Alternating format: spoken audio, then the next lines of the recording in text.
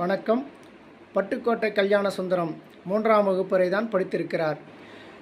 ஒரு கவிஞனாவதற்கு படிப்பு அவசியமில்லை என்பதற்கு இவர் ஒரு எடுத்துக்காட்டு.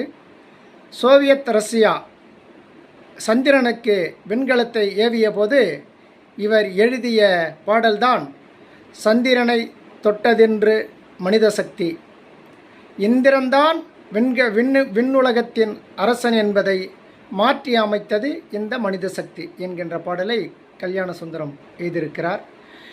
அதே சமயத்தில் நம்ம இஸ்ரோ இருக்கு இல்லையா, இந்தியாவில் இஸ்ரோ விஞ்ஞானி என்ன சொல்லியிருக்காருன்னா, நிலா என்பது சிவனுடைய தலையில் இருப்பது, அதுக்கெல்லாம் போயிட்டு நம்ம சந்திரனை விடுறது தப்பான முயற்சின்னு சொல்லியிருக்காரு. ஆனால் இன்று விஞ்ஞானம் வளர்ந்த பிறகு அதே இஸ்ரோ தலைவர் தான் சந்திராயனை சந்திரனுக்கு அனுப்பியிருக்கிறார் என்பது மகிழ்ச்சியான தகவல். ஆகவே அறிவியலே ஆக சிறந்தது. நன்றி.